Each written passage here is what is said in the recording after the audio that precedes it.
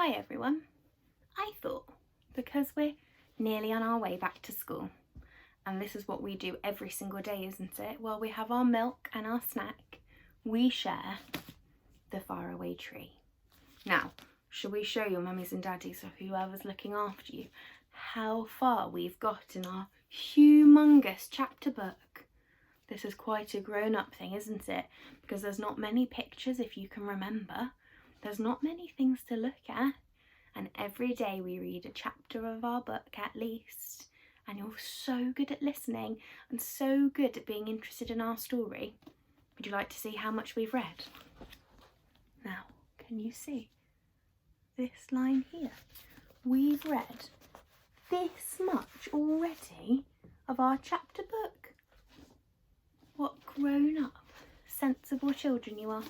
Now I wondered if maybe to get us ready to get back to school, we could share a chapter a day, just like we do in school. Now, I don't know if you remember, we'd gotten to chapter 31, the land of birthdays. Do you remember whose birthday it was? Let's see if you can work it out. Remember, really good listening, and afterwards, I wonder if you can see, if you can think about what your favourite part of the story was. Maybe if there was a bit that you didn't like. If there was anything you wondered while we read the story. If there was any connections you made. Anything that you thought, that reminds me. Now, chapter 31, the land of birthdays. The children set off once again to the enchanted wood. They knew the way to the faraway tree very well by now. Wisha, wisha, wisha, wisha, whispered the trees as the children ran between them. Beth put her arms around one and pressed her left ear to the trunk. Do you remember that that's what Beth does, doesn't she? When you press your left ear to the trunk, you can hear what trees are whispering. I wonder if you could have a go on your next walk. What secret are you saying today? She asked. We wish you a happy birthday, whispered the leaves. Beth laughed. It was fun to have a birthday. When they came to the faraway tree, how marvellous it looked. The folk of the tree had bedecked it with lots of brightly coloured flags because it was Beth's birthday, and it looked simply lovely. Ooh, said Beth, pleased. I do feel happy. The only thing I wish is that I had proper party clothes on, not my old ones. But that couldn't be helped. They were just about to climb the tree when Dame Washalot's big washing basket came bumping down on the end of Moonface's rope for the children to get into. Good, said Joe. Get in. They all got in and they went up the tree at a tremendous rate. Moonface must have someone helping him pull, said Joe, astonished. He had. Mr. Whiskers was there, with what's-his-name and the old saucepan man, and they were all pulling like anything. No wonder the basket shot up the tree. Many happy returns of the day, said everyone, kissing Beth. Oh, good, you're not in your best clothes, said Moonface. We wondered if you wanted a fancy dress party, Beth. Oh, I'd love to, said Beth, but we haven't got any fancy dress. Do you know what fancy dress is? Does it mean when you dress very fancy and posh? Or does it mean when you dress up as something else? We can easily get some fancy dress in birthday land, said Silky, clapping her hands for joy. Good, good, good. I do like a good fancy dress party. Everybody is ready to go, said Moonface. The elves are just below us. Where's Saucepan Man? Hey, Saucepan, where have you got to? He stepped into your slippery slip by mistake, said an elf, appearing out of Moonface's house. He went down the slide with an awful noise. I expect he's at the bottom by now. Good gracious, just like silly old Saucepan, said Moonface. We'd better let down the washing basket for him, or he'll never get back up to us. So down went the washing basket again, and old Saucepan got into it and came up with a clatter of saucepans and kettles. Now, are we really all ready? Said Moonface. Silky, what's his name? Saucepan, the angry pixie, Dame Washalot, Mr. Whiskers, the elves.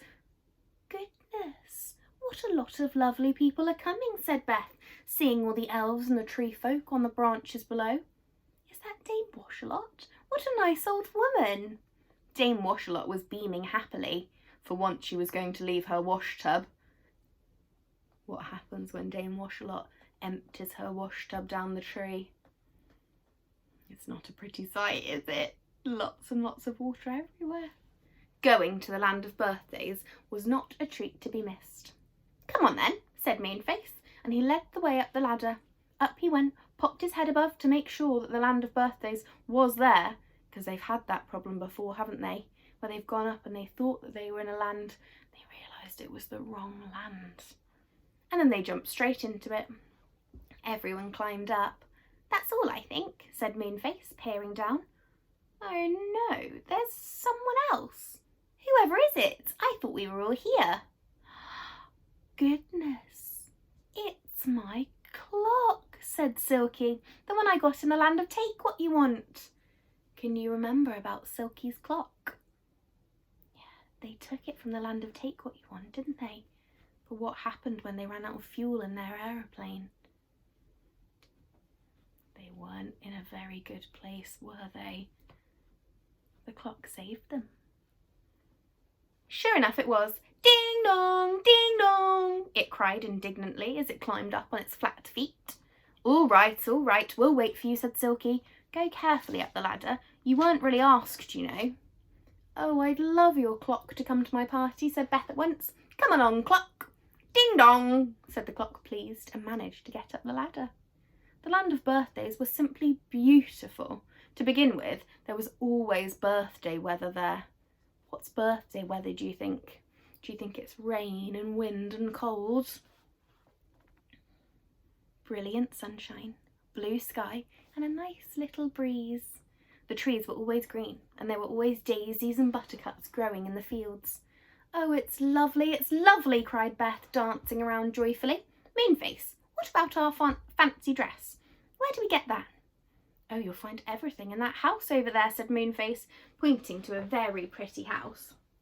They all trooped over to it, and as they went, small brown rabbits jumped out of holes, called a happy birthday to Beth, and popped back inside. It was all very exciting.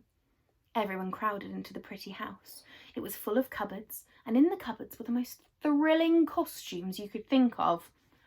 Oh, look at this, said Joe in delight, as he came across a sailor's outfit with a smart hat that had blue, white and gold on it, just like the captain of a ship. Just the right size for me, Joe said. He put it on. Beth chose a dress like a fairy's, and Franny chose a clown's costume with a pointed hat. She looked just like the real thing. Moonface dressed as a pirate, and Silky became a daffodil. I think we'll be seeing some daffodils quite soon. Not quite yet, but quite soon. What's-his-name was a policeman, and as for the old saucepan man, he simply could not find a costume to fit him because he was so bumpy with kettles and saucepans. Everyone else dressed up, and oh my, did they look convincing. Beth had wings with her dress, but she was disappointed because she couldn't fly with them.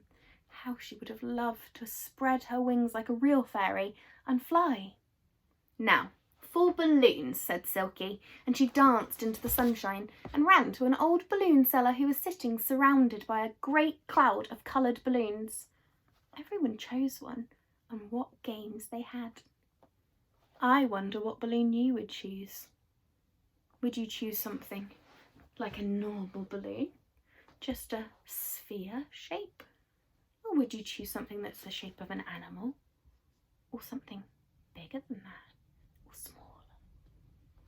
Suddenly, a bell rang. Ding, ding, ding, ding, ding, ding. And Moonface gave a shout of joy. Birthday feast! Come on, everyone. He rushed to a long, long table set out in the field.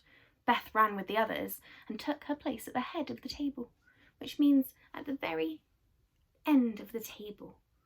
If you've got a table like this, people sit down here and sit down here, and the person who's the head of the table sits on their own at the very top of the table. But to her great surprise and disappointment, there was no food on the table at all, just empty plates, cups and glasses. Don't look look so upset, whispered Silky. You've got to wish your own birthday feast. Beth gave a squeak. Wish her own birthday feast? That would be the best fun in the world. I wonder what you would wish for your own birthday feast. Would you like only cake? Everything is made of cake. Would you like something like pizza and chips? Would you have lots of fruit spread everywhere, a tower of strawberries? Would you have something funny, like jelly for breakfast, jelly for the main, jelly for the dessert, jelly for the start? Don't wish for bread and butter, called Moonface. Wish for an ice cream sundae. I like those. I wish for an ice cream sundae, said Beth at once. And immediately the biggest, tallest sundae you ever saw appeared on one of the empty plates, and Moonface helped himself. Wish for strawberries and vanilla ice cream, asked Franny, who simply loved that. I wish for strawberries and vanilla ice cream, said Beth, and an enormous dish of strawberries appeared, with a large tub of vanilla ice cream beside it. And I wish for chocolate cake too, and lemonade, and fruit salad, yelled someone. Donuts, cried what's-his-name. Cheese sandwiches, begged Mr. Whiskers. Ding dong, ding dong, cried Silky's clock in the greatest excitement. Everyone laughed. Don't wish for ding-dongs, said Joe. We've got plenty of those as long as Silky's clock is here. The clock chimed to 14 without stopping, and it wandered about looking as happy as could be. Everyone began to eat. My goodness, it was a wonderful feast. The strawberries and vanilla ice cream and the sundae went almost at once, for Mr. Whiskers and the 50 elves decided they liked those very much too. So Beth had to wish for some more. What about my birthday cake? She asked Silky. Do I wish for that too? No, it just comes, said Silky. It will appear right in the middle of the table. You just watch. Beth watched. There was a wonderful silver dish in the middle of the table. Something seemed to be forming there. A curious sort of mist hung over it. The birthday cake is coming, shouted Joe, and everyone watched the silver dish. Gradually, which means slowly, a great cake shaped itself there. Oh, a wonderful cake with red, pink, white and yellow decorations made from sugar and shaped like little flowers.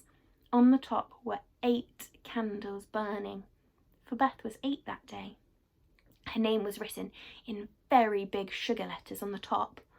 Beth, a very happy birthday. She felt quite proud. She had to cut the cake, of course. It was a very difficult job, for there were so many people to cut a slice for. This is a wishing cake, said Moonface, when everyone had had a piece on their plate. So wish, wish, wish, and when you eat it, your wish will come true. The children stared at him in delight. What should they wish? Franny was just holding her cake in her hand, thinking of a wish, when the old saucepan man upset everything. Whatever do you think he did? And our next chapter is called Chapter 32, The Little Lost Island. Wow. Well, lots of things happened in that chapter, didn't it?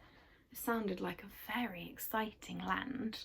I think I would like to go to the land of birthdays on my birthday. Now, what could old Saucepan Man have done that upset everything? He is always getting them in trouble, isn't he? I wonder if you could think. You could let me know. And I'll see you tomorrow for another chapter. And I'll see you very soon for a chapter in school. Bye-bye.